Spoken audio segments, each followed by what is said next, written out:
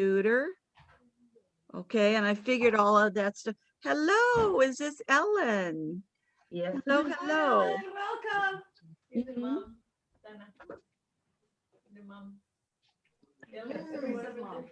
Oh, this will be great. Okay. Good day too, right? What a topic. We needed it. Oh, yeah, yeah. We're just really going for broke today. So yes, thank you, Louisa, for reminding me about recording. This is an extra special one to record. And so I'm thankful for that. And how did it go this last week on practicing drills? Anybody want to talk about, either practicing the stand down drill or the grounding drill, and what did you figure out? What situation did you use it in, and how did that go? Well, I'm gonna just jump in. I'm over here. I'm not gonna move, if you don't mind. Okay. Do you want me to move? Didi, do you want me to move? I can hear you, Okay. but talk loudly. I will. I keep finding that, when I do stand down, I do the breathing drills, and that's all great and well, and then I forget to go into the actual getting tense and letting go, and getting tense and letting go. Yeah. So I'm, it's just a matter of, again, like you said, practice, and making it a habit, so it becomes second nature. Yeah. Yeah, the breathing is a good start. And back in the day, I think in my parents' day, it was like, okay, anything stressful happens, I want you to, count to 10, or, breathe 3 times, or something like that. So it's a good start. One thing that might help you is you have access on your phone that you could just click on the website, and the stand down drill is super easy to do. It's really fast, and it includes the time at the beginning where you're noticing, what the symptoms are for you, which is kind of good. And then just stop it, before it gets to my little book promo. So that's under 4 minutes, and I think that can get you a start. And the same thing with the grounding drill, although that drill is longer. But I think that would help you when you're first starting. Okay. All right. Any other comments, or how'd it go? Are you getting the hang of them? Yeah. One thing that has always been powerful in my life and in learning how to do the grounding is that the whole time you're speaking the name of Jesus or whatever Bible verse you have, but to add those two together, and you will never, ever go wrong. There's power in the name of Jesus. And sometimes they're just to stand still for 3 seconds in your grounding. Yes. And it's changed my life. So that has helped me. And but speaking Jesus's name, or like Louisa said, being ready with scripture. Yes. You're only gonna be more empowered, even in the midst of a fire. So there's a powerful, the grounding drill, especially connecting with your toes and squishing the floor, that is a powerful thing. And Maureen, you had a comment, didn't you? A couple of times ago, you did it as a chat note. Why don't you talk about what it does when you do grounding to squish your feet on the floor? Yeah. Well, for example, if you put your feet down on fresh grass, or just soil, and supposedly what it does is that it helps to be able to bring down your heart rate. It just helps you just to ground physically, not only emotionally, but also physically. So it has great properties for your healing also, like anti-inflammatory issues, and just your body to be able to recoup a lot faster. But yeah, it does help It really does. That's why you feel so good when you go to the beach, right? When you're like barefoot in Yes. the water, right? So Yes. we, sometimes, um, for me, I can give my example. Back 2 years ago, I had an accident, and part of that healing was also just to give myself some time. My family noticed it, but it also calms you. It calms Mm-hmm. you just emotionally. So yeah, Mm-hmm. yeah, Yes. Yes. Um, good word. Thank you so much. I really appreciated that comment. And that's why I wanted you to say it instead of just chat it. Yes. Okay. So yeah, we don't have to be in a place where technically we're feeling overwhelmed. Grounding is a wonderful exercise to just kind of, okay, I need to not be dealing with all of the weight of the world. I need to yeah, just ground myself so that I'm focused on here in this room and now, because usually that's turns out to be a pretty safe place. It's like a very wise man said, sufficient unto the day is the evil thereof, right? And so this is something that helps you to kind of center in on today's trouble. So I'm not dealing with, all of the weight of the world. So it's great in that way. Okay. Um, how many have you been able to figure out times where you had to go, absent yourself someplace and go off into a corner, or say, hey, I have to go use the bathroom or something, to go somewhere else to do a drill? Has anybody in the last few weeks done that? yes, me. Mm, yeah. Okay. Yeah, in the shower, it's my time. That's my place. You go in, take a shower, you kind of ground also, Yeah. and in the same way, you can just have a time to, Yes. to pray, to be able to be alone, and just the water in itself helps to relax. But if you need to cry, you can cry. You can just, pray to God at that moment, and then just, come out. When you're Yeah. done, it's done, so you can Yeah. come out. Yeah. Yeah. Good. Okay. And so I really encourage you, I say again and again, um, to try this week to have at least several times that you do stand down and several times Yeah. that you do grounding, so that you get practice. And the lesson today is to say, okay, the reason why we do this practice is so that on a day like, this lesson, you are ready. um, this is the time for training for all of us. Okay. Did anybody find anything? What was the thing you found most interesting, intriguing, or helpful in these? So there were only 6 pages of reading, but it was like, whoa, there's a big adventure. So what did y'all find to be the most interesting, intriguing, or helpful, or a question that you had? Oh, um, anybody? Yeah, Dee Dee, would you just kind of go through what you've talked about here about micro movements? Yes, I'll get to that. We'll go chronologically, but I do want to spend some time on that. Yes. Thank you. Okay. Okay. Yes. All right.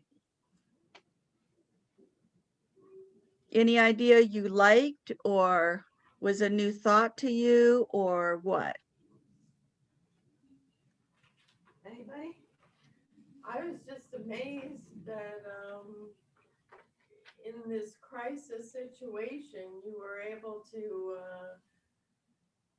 because of your practice, your previous practice, have the presence of mind to even um, do those drills to the extent that you were able to in Yeah. your condition and situation. Yeah. No. Yeah. If I hadn't been doing it regularly, it would not have, I would have totally forgotten. Yeah, I would have yeah, totally forgotten. absolutely. It was because I had been training. Yeah, yeah.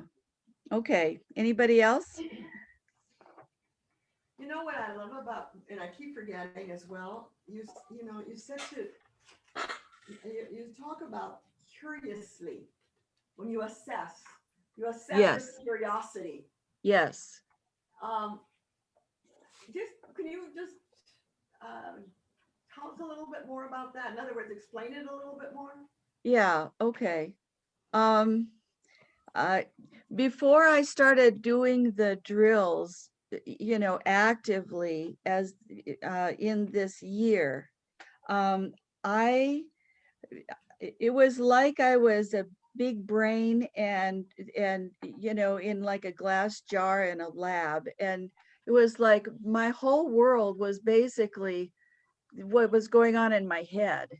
And i I don't like you know, shopping for clothes, and I feel very discouraged about the way I look, so I try not to pay too much attention.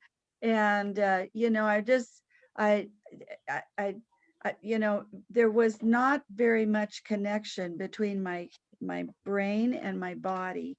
um, and I didn't realize the degree that there was this disconnect. And so for me, the idea of assessing was a huge eye opener, because most of the time I I would recognize things as the feeling of anxiety, or the feeling of fear, or the feeling of being super irritated at some, you know, I would feel that, but I wouldn't feel what was going on in my body that was leading to that kind of a feeling. Okay. And so then I'm trying to solve it by the feelings. Does that make sense? Yes? Okay. So the thing that doing these drills did, and taking this moment to kind of assess, is that I had no idea that, you know what, when I feel frustrated, I feel it mainly in my diaphragm.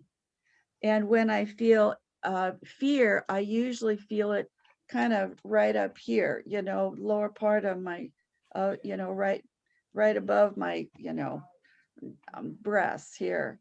And and if I'm feeling irritated or overwhelmed by things, I mainly feel it in my neck. Absolutely. Okay, but I didn't. Those are things I didn't know. And so the idea of muscles being tight or relaxed, no clue, no clue. Although if I was really tense, my muscles would be really tight, but that wasn't registering. Okay, so for me, it really was a thing of, okay, I'm kind of going around my body to go, okay, what's going on? You know, like, you know, down here, down below here, you know, what's going on in my body that is leading to this feeling of whatever the feeling is. Okay. And so for me, there was a genuine curiosity, because actually I really didn't know. And so the, you know, you read the time where where I'm feeling really tense, and then I realize that it's in my neck, and I'm kind of going, I'm wondering why the tension is in my neck. And then that's helping me to realize, oh, I'm feeling like I'm carrying the whole burden for things. And does that make sense? Absolutely. So it's kind of, I think, and as I think, especially as Christians, we have been trained, we walk by faith and not by sight, you know. So right, we've all kind of been trained to kind of go, well, here's me and my faith, and la la la la la la la with anything going on in my body.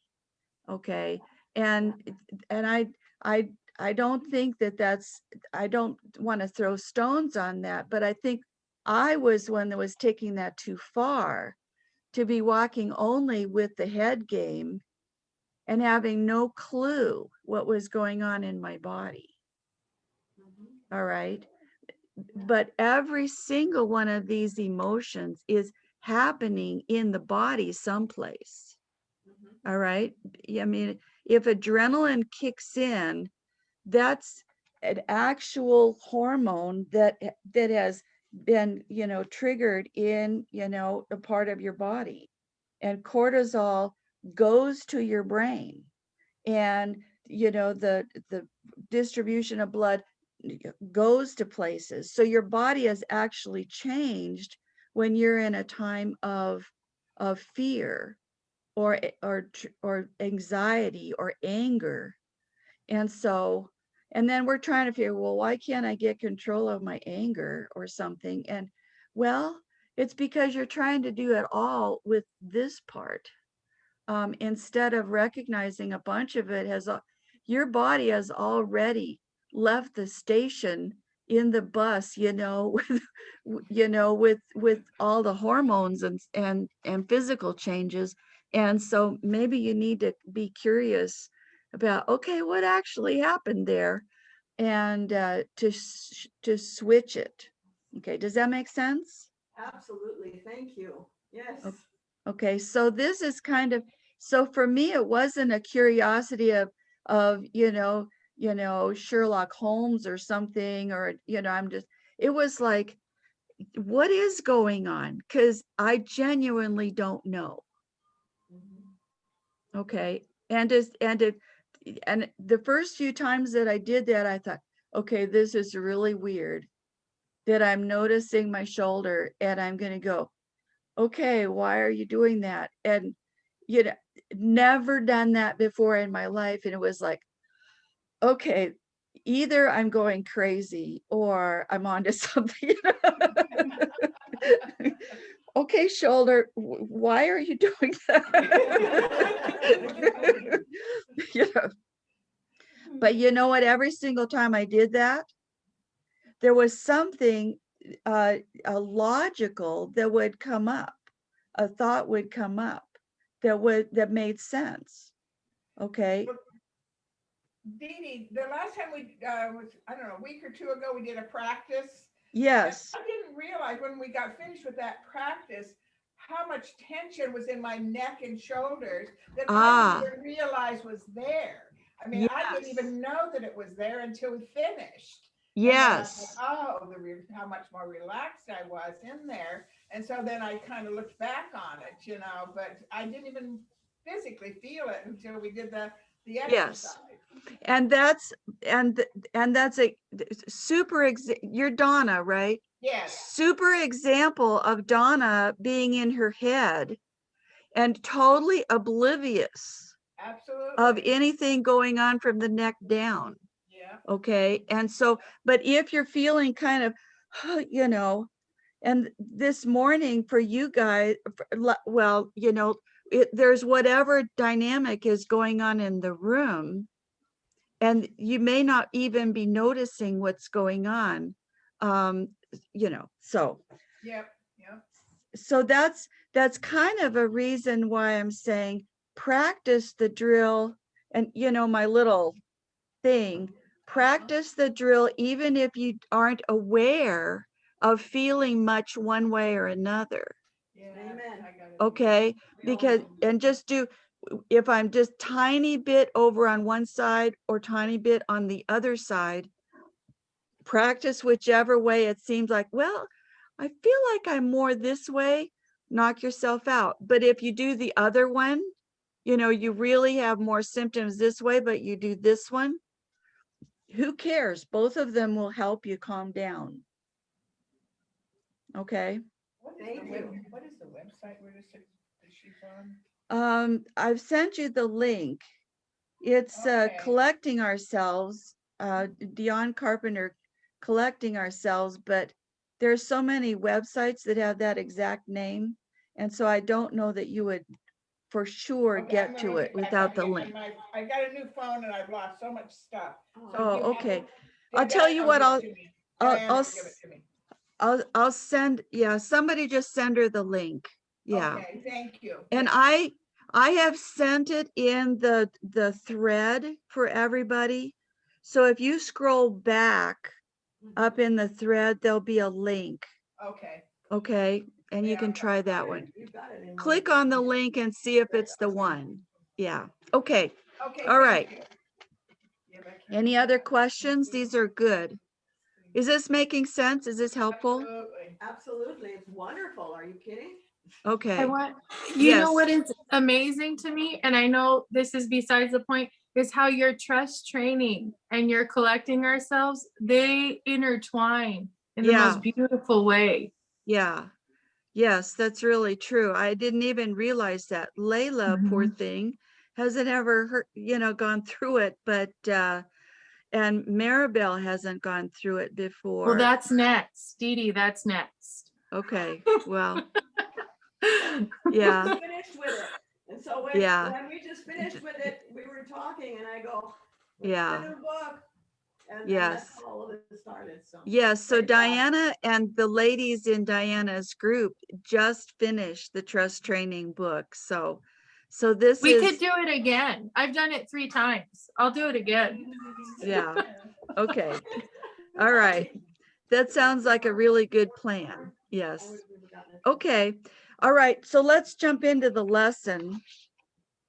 So what 2 blocks of thought hit me in the ambulance? Okay, I want to ask you a question. Does it seem bizarre when I do the questions and I say Dee Dee, as if Nancy was writing the curriculum instead of Dee Dee? I Oh, never that's know how I what to say. understand. It just seems kind of weird to be going, okay, what blocks hit me in the ambulance? I don't know. Anyway, what blocks hit me in the ambulance? 97, 97. Well, You what knew this day would come, Yeah.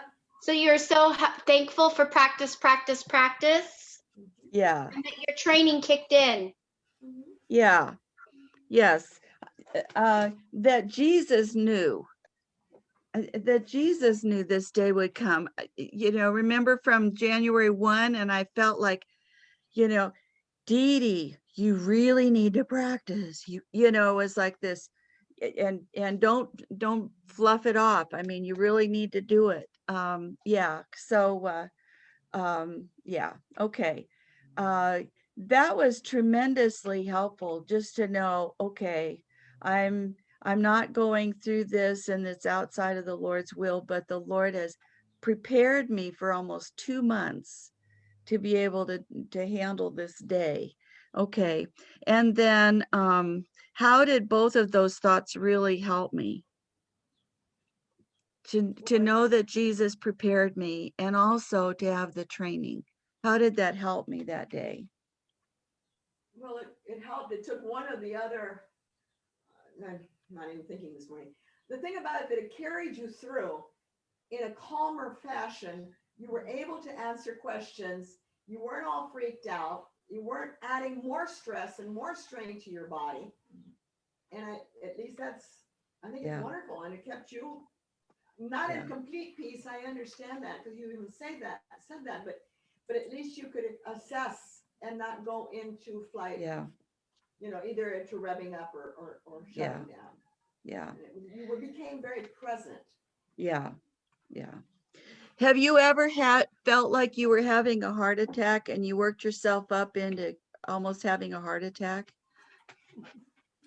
No, but Huh? Have you? Anxiety attacks can feel like a heart attack. Oh yeah. Yeah. I've had a panic attack. Yeah. Yeah. And it's like when you realize you're in it, it's like that makes it worse, doesn't it? Yeah, it does. Okay. How does that go? You want to talk about that? What's that Well, like? without a drill, it's a very scary place, because then you, instead of focusing on something to help calm you down, you're focusing on all the things that are getting worse. Your Yes. breathing and the stress and is this getting worse? Am I going to get better? Am I stuck in this moment? Yeah. Yes. I think that's one of the really hard things about a panic attack. Yes. Yeah. Especially when that big jolt of adrenaline. The jolt of it, have you guys, you know what it feels like to get a huge dump of adrenaline? And it's like, I mean, what does that feel like for you guys? For me, it was massive tingling, you know, my head, my arms, my shoulders out to my fingertips. I mean, just, you know, I mean, like I was electrified or something. And how does a big jolt of adrenaline feel to you guys? My heart starts pounding like crazy. I was gonna say mine. Heart pounding like crazy. What else? My body goes cold. I go absolutely cold. Very cold. Okay. What else? It is the opposite. It heats up. It heats up and I start to sweat and it really raises my temperature. Good. Okay. Thank you. Anybody else? Yeah. It's And like it's the end of the world. Like it's over. There's nothing left. yes. Like, Yes. how are we going to get to the next minute? You know, Yes. Yeah. that's all you can see. There's nothing before you. There's nothing on the side. It's your own moment of your circumstance. Yeah. So which does that sound like? Does that sound like a revving up, or does that sound like doom and despair? Doom and Yeah, the doom and despair. Yeah. I'm finding that interesting that Diana goes cold and Layla goes hot. So I think that that gives a clue. When you get hotter, that means that you're revving up, right? When you get colder, that would mean that you're really slowing down. yeah, because I even noticed that again, like I said before, even my breathing, sometimes I kind of forget to breathe and all of a sudden I go like this, you know? Yeah. Yeah. So you tend to shut down. Mhm. So this is a clue. If you suddenly get hit with the jolt of adrenaline, that you need to do grounding. Yeah. So that's cool. Okay. Yeah. And Layla, you need to do stand down. Yes. Okay. All right. On page 98. Somebody had a comment? Yeah, I was gonna say, you asked if anyone felt like they were gonna die or something. Yes. I felt complete peace, You felt complete peace. and maybe not complete because I wanted to say goodbye to my kids. It was in the middle of the night, and there was just an urgency, like I really felt like it was the end, but I didn't, it was okay. Yeah. My poor Oh, husband was freaking out, but yeah. yeah, that's how I felt. Oh, isn't that cool? That is so cool. Has anybody else had that experience where you're in a life and death thing and you get complete peace? Mhm. Hmm?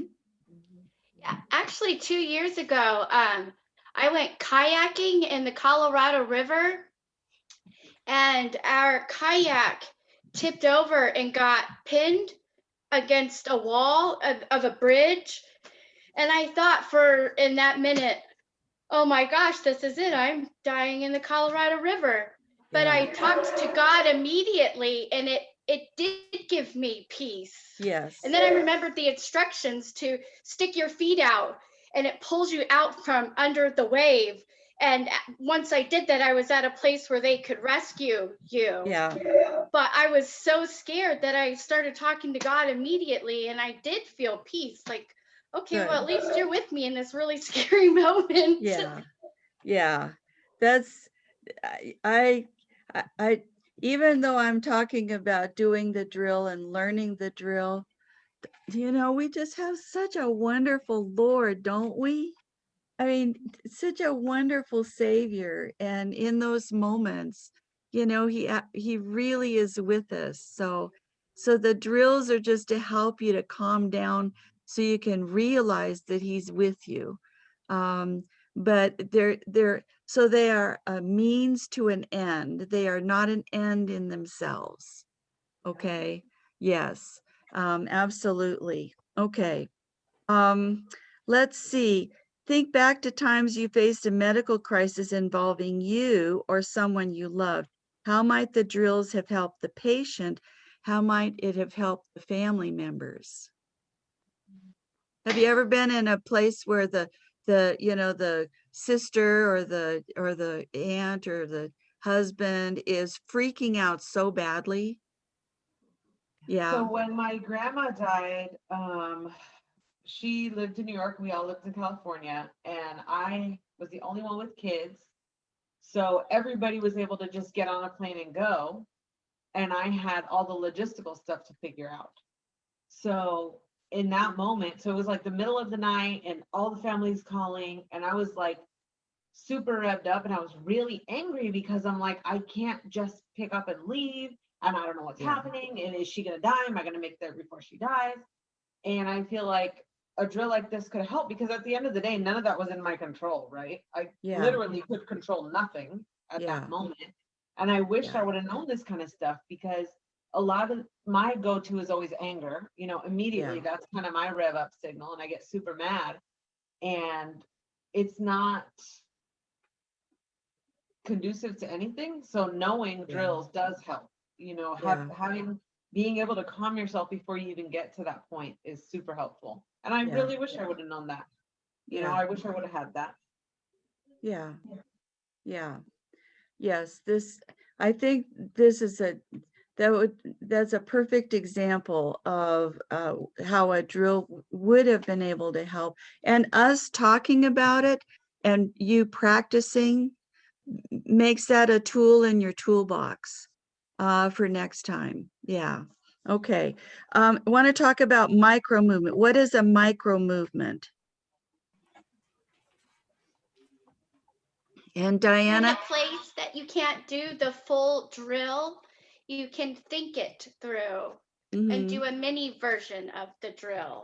And why is that micro movement, why is doing the micro movement helpful in that moment? What happens if you have the drills down cold so that you really know the drills? How does doing one little part of the drill help you? Well, I think we go back to the very beginning of the book where we talked about having They help you our attention, not so much on what's going on around us, but the way we're responding to it. And I think that the same thing, it takes our eyes off of the situation and brings it on our response. And helps us to focus and to go to pilot. Yes. It gets our pilot, exactly. That's what I was gonna say. It gets our pilot right in gear without this big long production. It doesn't, if you've practiced enough and if it's ingrained in you, it can be a quick transition potentially in that moment. I love that point. Louisa is hitting on it. The big part of doing the drills is getting pilot back on board. If pilot's back on board, then that totally shifts the way that your brain is working, and pilot is the one that kicks in. And so even just wiggling your toe or something will help you to remember all of the thing, okay? Because you've got pilot back on your side, back awake, instead of being completely at the mercy of the adrenaline and the emotional brain or body brain. Good. So brainstorm examples of how and when to do a micro movement in your various situations.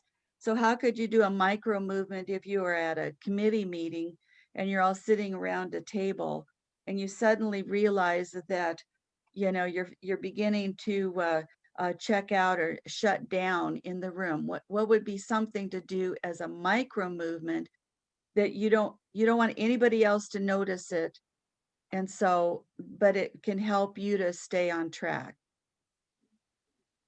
You can contract and release your muscles, you know, your Good. leg, your feet, you know, those Yes. kinds of things under the table. Nobody's gonna notice you Exactly. doing those Okay. kinds of things. you know. Yes. I was gonna Yes. say, thank God for toes. We can squish our toes. There you go. Let's yeah. switch our toes. Yes, you know, you just sit and your cheek, your butt cheeks, you know, just tighten and release, you know, whatever, you know, you can do that. Nobody you will don't notice have that. to do it, Yes. So. Yeah. Okay. All right. Any Well other done, questions listeners. about that? Sorry. Any other questions about that? Or comments? Okay. I want to do the interview with, I mean, you could even do a shallow and I mean, you don't have to do big exaggerated breathing, but you could, you know, release your yes, breaths and yes, do it with not being yes, conspicuous about it, you know. yes, in an unobtrusive, so you're not doing the whole thing with the arm out and back, Right. but you know, just casually without having your mouth change at all. You can Right. just be breathing in slower and breathing, you know, breathing out slower and breathing in More than slower and likely, more you're even. holding your breath anyway, you know, if you're Yeah. tense, you know, so Okay. you might as well release it, you know, so. Yes. Okay. So doing any part that you can do during a stressful situation, if it reconnects you to your pilot, Right. that you get the benefit of the whole. Okay. So let me just stop and do this interview with Maribel. She's Moto G stylist for also her alias. All right. So Maribel and I met a couple of months ago, and it's only middle of December that we met, and she had just been diagnosed with lupus and has had heart trouble and some things. And so one of the things that we were chatting about was how to actively lower the stress level, because we need to keep everything in the body as calm as possible. And so Maribel I've taught a lot of people to do drills, and I'm noticing, like, even in this group, it's like people are dragging their feet to do it even a couple of times a week. But when Maribel started, she just took to this in such a wonderful way and was doing it several times a day, and alternating between the different drills. And so Maribel, first of all, what was that like when you were doing it actively that often? What did you see as being the results of that you liked? When the first time that I started, I say, thank you, Lord, because I noticed I have a more connection with my Father. Mhm. Thank you, because all the time during the day, I talking to him and I have a Yes. lot of painful, and I noticed that my pain was down and my Mhm. uh, and my they get expanded, my tolerance gonna be expanded. And they Mhm. say, wow, this is amazing how the Lord do it with me. Mhm. Yeah. And people were even commenting pretty much right away, weren't they? What comments were you getting? That was I was have a more calming in myself, and was uh, a very experience when in September I was in the hospital and I was scared. I would have a lot of fear, and I noticed, and this time I feel like, okay, I have the experience because I have the lupus and they send me to the specialist for the chronic pain. And then I went to them and I feel like, well, I feel much better because I do my drills 3 times a week or a little bit more, 3 times a day. And I read and I make connection with the Lord. And I say, wow, I feel much better. And I have my appointment and they put me an injection with the steroids. And 2 hours later, I noticed that the pain's coming up and coming up until my chest and I can breathe. And I called them and they say, oh no, there's not a reaction for this injection. And I call my regular doctor and say urgent care. And when I go to the urgent care, the doctor say, are you feel fine? Like, well, I have a lot of pain on my chest and my arm. And I know it, everything that'll be fine. And he say, let me make an echo. If something is wrong, I need to send you to the hospital. Do you have somebody with you? Or I need to send you an ambulance. In that moment, and I say, I put in my feet on the floor and I try to do the drill because I can move my arms because I feel more pain. And I say, I need to calm down and the computer doesn't work in the room. And they say, we need to bring another one. And at that moment, the doctor come in again and they say, but you look so fine. Hey, you know, I know who is with me. That moment I say, Jesus, you need to come with me. My Lord, you need to be and be fine. If I need to go to the hospital, I need to be relaxed. And I went to the hospital. And when they put me in the room for making me some tests, The emergency room. emergency room, I get there into the hospital, get in the emergency room, and the doctor say, they call 911 stroke. And the nurse say, I need to leave in you because I need to the stroke. Okay, Dice, para, so this I don't was the person sitting next to her. You got a The- stroke. And they have so the doctor said, hey, forget, I have to go with this person, triage. And Yeah.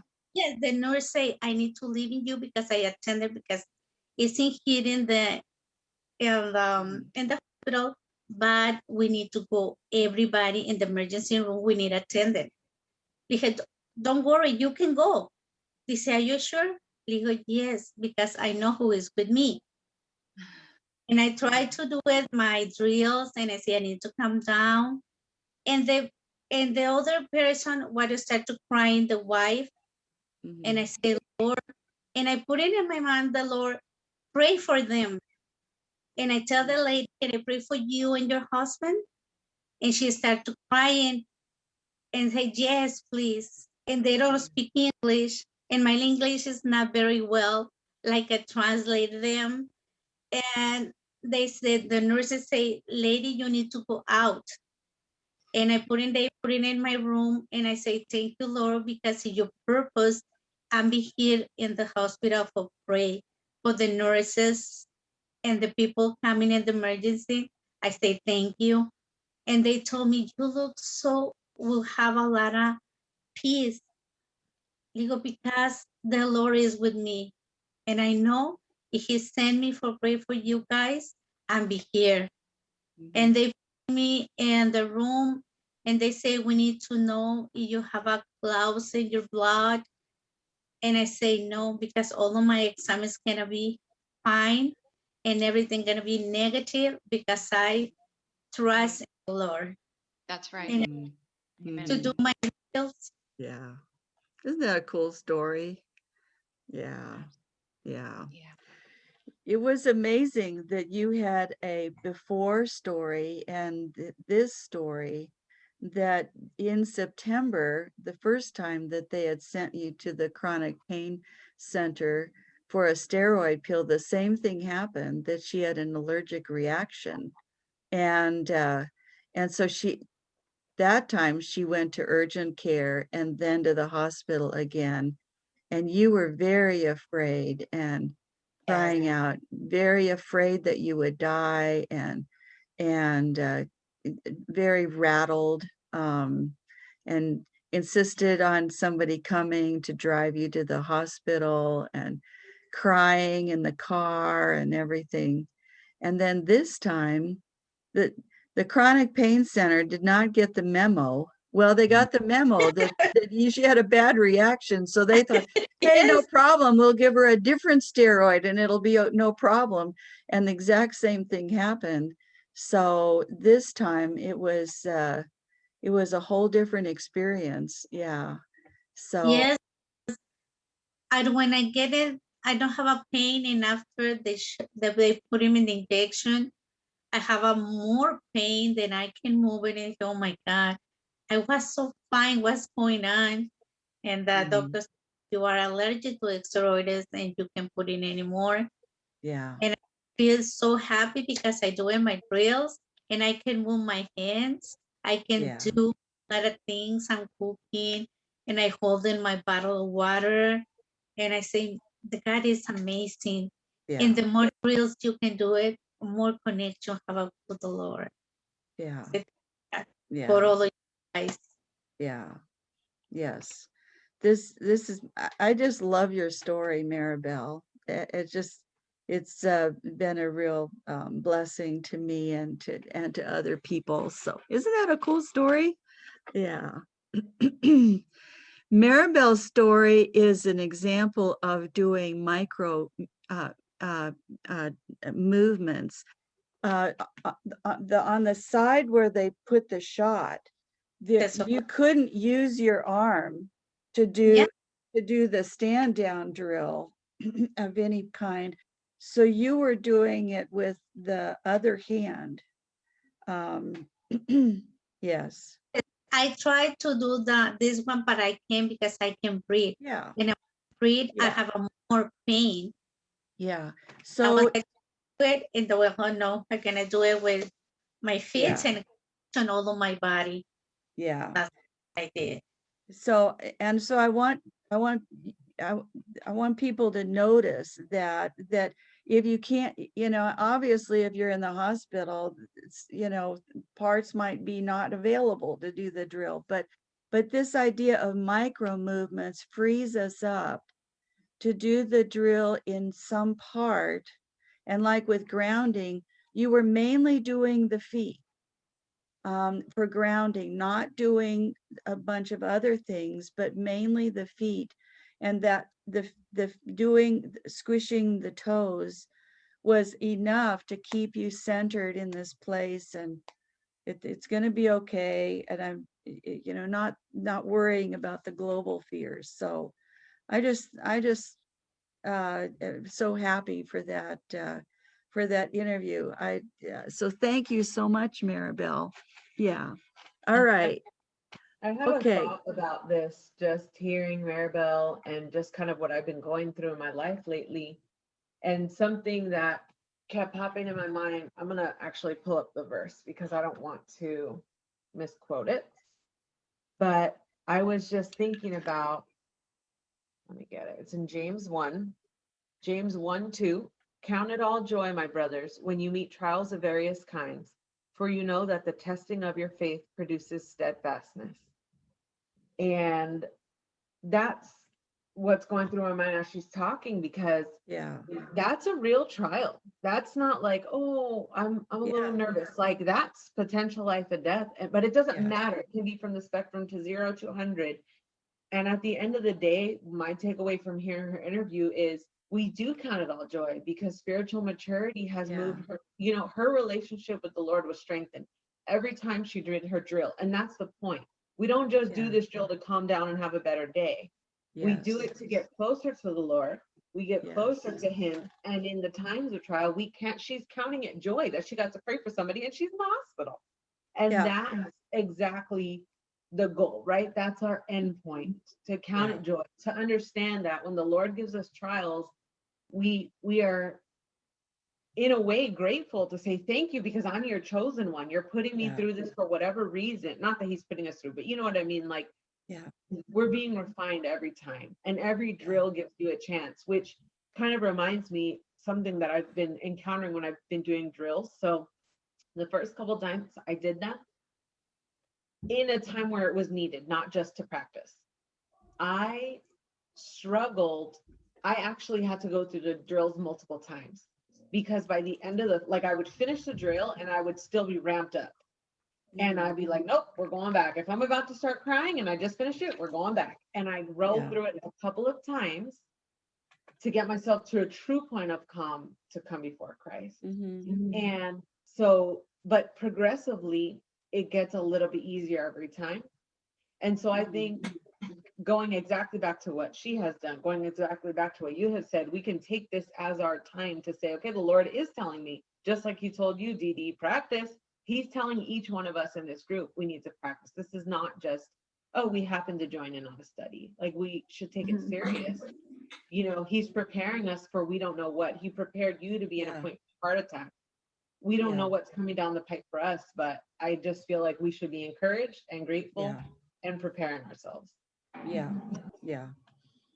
Good word. I appreciate it. Anybody else with comments? I just wanted to say too that the whole time I was thinking like what Louisa is saying, if we can find it through the drills that our whole core purpose is to bring God glory, it's a reciprocal effect that we will be blessed out of control. And that is the beauty of God, the kindness of God when we're going through something horrific, that just like the lady was sharing her testimony, this is all from testimonies. We are being grounded and refined and fulfilled and growing because of your testimony, just like what Louisa said. And it's about bringing, our purpose is to bring the glory back to God. Yes.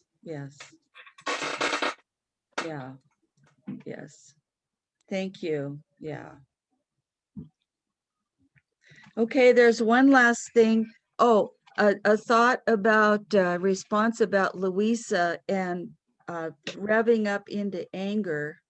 And in 2 weeks, we're doing, I think it's 2 weeks from now, we will do the whole session on fight mode and going up into anger. And so I want to remind, I want everybody to kind of stick a pin in what Louisa said.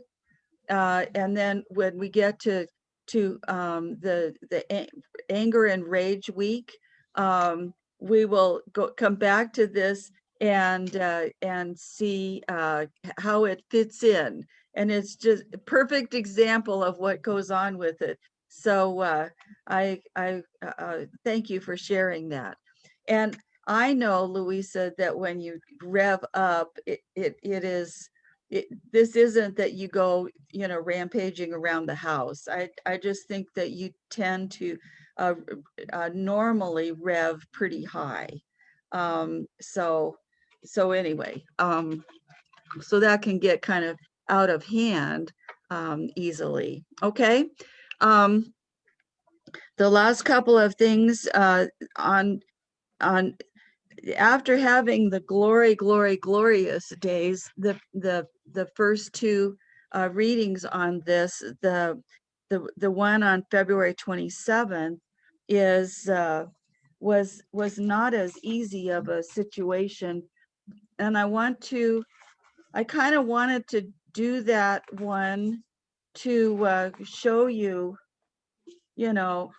oh, this is, the speaker who goes out on the circuit saying, I did this and it was so wonderful, so I wanted to include the next night, the night of it, and kind of show that it became much more of a battle and a struggle for it. So what does Dee Dee suggest is the central battle for people her age?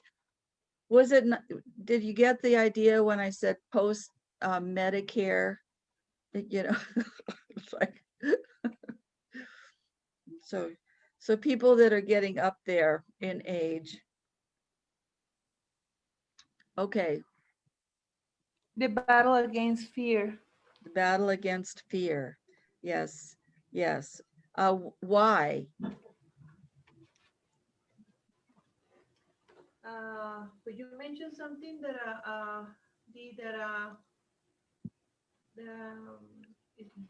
fear of death.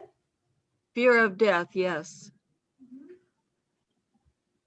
But I like what you said here on page 104, and with insights and takeaways, fear in all its forms, fear that it inexorably pushes in on us to draw from the circle of what we do and what we are brave enough to attempt, smaller and smaller until we find our circle so small, we're stuck in bed and die. Yeah. This is a sentence about my mother-in-law, who I really loved. She was a wonderful lady, but she became more and more fearful. When she was early in retirement, she would go walking every day and had a pretty long route that she would walk that was out and about. And then she had a medical thing happen. And so she drew the circle in a little bit smaller. And by the time that the last couple of years of her life, she was in her apartment and never left, got really bad agoraphobia. And then the last 2 years, she was in a bed at the assisted living and uh, barely would go to the dining room to eat. And then spent, I mean, she was just in the bed. Um, and I just saw this fear drawing the circle tighter and tighter and tighter. And I just felt so sad to see that. And as we get older, we have to actively fight against that. I think that pulls us to be, do less and less and less things. Um, and we shouldn't be stupid, um, but there are many things that we should be doing, uh, you know, when we get older, if the Lord allows us to, be older. Um, and I think that COVID has made that a problem for every age, not just older people, although it's really ramped it up for older people. But man, I, the masks really do not work. They are not going to help you. They are not going to save you. And people are wearing the masks and petrified to do anything. And I just feel so sad about that. So anyway, so we need to fight against fear, and this is one of the reasons for doing the drill, is we calm down so that we can operate with courage.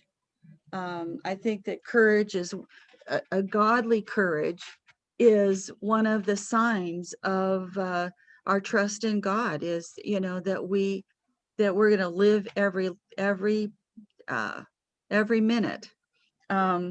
Okay, how was this adventure a pop quiz for Dee Dee? In what ways has this COVID year been a pop quiz for your ability to let the peace of Christ consistently rule in your life? In what vulnerable spots do you feel a sense of urgency to up the ante to cultivate more courage and faith? So for me, there were several things that got highlighted. One was just a basic fear of death, that, okay, I needed to handle that more. And I was worried about the finances. One of the things that kept coming up was what's going to happen with retirement, what's going to happen with, it was like worries about the future, the what if scenarios. And, so those kinds of things. And so that showed me that I really had a very narrow window of tolerance when it came to questions like that. I had gotten some, breakthrough about fear of death before this, but this showed me that, what, I need to work on that a little bit more. Okay. And fears about finances and about retirement came up to be big questions. Okay, yeah, so that's so in the rest of the book, and especially these next few chapters, these chapters are ones where I'm working on those specific ones that were highlighted at night in the hospital. Okay, how about anybody want to uh chime in on um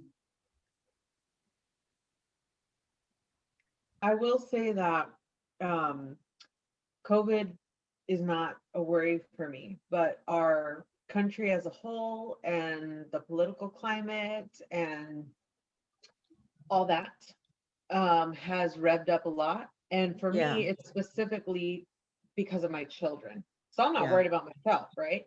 But I'm super worried about my kids. What's it going to yeah, look like? What's their future going to be? And um, your bolded line on page 104, learn how to master fear so the peace of Christ actually rules in my heart. yeah, So for the most part, I mean, I'm fully aware God is in control. We are all fully mentally aware, like, but yeah, obviously the drills come in when we lose control and lose sight. So I think that a takeaway, kind of the pop quiz for me, is in this time with the worry of the fear of my children. yeah, And it's every time it comes up, it's like, okay, Lord, help me to, my thing is always help me to have an end in sight that is not anything, it's eternal, it's nothing here. And that yes, has helped me a lot. And I yeah, don't know, like I said, because I'm not really worried about health stuff, I'm kind of worried about the safety and well-being of my children's yeah, like actual life. Like, are they able yeah, to buy and sell goods as a Christian? Like, is that going to be possible in their lifetime? yeah, So that kind of stuff, that I do feel a sense of urgency that I need to have more faith and not let that spiral. yeah, And it's easy, you know. yeah. Great comment. Yes, Didi, yes, if what I got from this lesson about your story that you shared with us, yes. if I got it right, there was no need for a surgery. You could recover in your house correctly. Am I correct?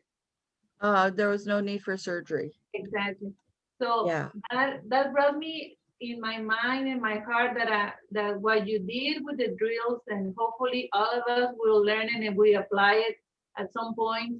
And it leads you like you have a uh, like we could say like a peaceful transition that ended up nothing bigger. So imagine yeah, if you like, were worried, you will miss that time that you experienced with the that you were outside of God, and it ended up like I was nothing. It was serious, but not as serious as a surgery or something. So yeah, it ended up well, and praise the Lord that yeah, you are fine and not needed a surgery. So yeah, so yeah, it took a lot of that because we have to those are extremely well tools that will help us go through and do not need to waste our anxieties or waste our energy on something that yes, is necessary rather to put it towards the receive the love of God and his yes, company. Mhm. yes, Mhm. yes. I'm convinced that if the adrenaline hit and I had put my focus on that adrenaline and uh yeah, okay, I had an experience years and years ago. I was a young mom, and one night, and I had never had any trouble with anything, and one night I woke up and I think I had a nightmare or something, and I really felt like I was having a heart attack. And so I lay there in bed and really psyched myself up with fear to getting worse and worse and worse. And at the end of the deal, my fingers and toes were really tingling. And I woke Jim up and I said, I think I'm having a heart. And it had been me revving myself up with fear. Um, and I worked myself up into such a state. Okay. And so that's why in the ambulance, when the adrenaline hit, that tingling, that kind of was like, okay, if I pay any attention to that, it is going to really, really freak me out. And that's, I think, the battle of fear. And so for me to be, okay, I'm going to focus on doing the drill, made me stay calm. And now I didn't actually have a heart attack. There was just this little blood vessel that had ruptured, and it wasn't a big deal. And when they checked me out, my heart actually was really in good shape. So it wasn't bad, but me revving myself up could have turned it into, a heart attack, because I know I can do it, That experience. Dee Dee, I'd like to just share something that happened to me a long time ago. And in a way, it's to encourage us all, but especially to encourage Louisa. My husband died almost 24 years ago. And when he died, Maureen was about 6 months away from getting married. My other daughter, Julie, was, you were 4 months away from getting married. Okay. Then Julie was about two months away from being a single mom. And my son was still in college at a private university. Well, my mind, when I finally realized that he was dying, my mind went to, I'm going to lose everything. I don't know how I'm going to pay for anything. I'm going to lose my house. And I envisioned myself living in a 5x4 room. I don't know, this tiny little room with my daughter and my granddaughter. It was awful. Yeah. And yet the Lord was so gracious and so merciful to me at that time that I literally felt, I finally said to him, okay, Lord, you're taking him. You've provided up to now. I don't know how you're going to do it, but you got to provide for me now. And it was, the reason I'm saying this is because all of a sudden I felt this kind of like a bubble over me, and it lasted for several months. Yeah. Fast forward 3 years, and I'm here at that time here in Tijuana. A year later, I buy myself a beautiful home. I sold my other one. I bought a beautiful home in Tijuana. I had a car that I never thought I would ever have. And God has taken care of me since then. Yeah. It's been almost 24 years now. Yeah. And God has not left me one bit. Yeah. I've had my good days and my bad days, but he has always been that faithful provider. He has been a husband to me. Yeah. And it has been awesome. So when we are in God's hands, we are in God's hands. We forget about it, especially with our kids and our grandkids. We tend to forget that. Yeah. And that's where the fear comes in. Yeah. Like Lisa was saying, I didn't fear about myself. I feared about my loved ones. Yeah. But we are in God's hands, Yeah. and He is more than faithful. Yeah. So, but as far as everything else goes, my emotions still go off the walls. So, And we're working on that. and Yes. we're working on that. Yes. Working on that. Thank you. Yeah. Thank you. Yeah. I think many of us in this room can testify to the faithfulness of God, can't we? Yes. Yeah. When we reach out to him and especially reach out to the God of peace. I think that the central thing about the God of peace is that he has taken care of us. He's always been faithful. He is always calm in our situation. He knows what's going to happen, and he knows he's going to handle it, and that we will get through. And I think that's really cool. Did you have a good morning? Yeah. Was this fun? Yeah, and thank you so much, Maribel, for sharing your Thank you, Maribel. story. I just really, really appreciated it.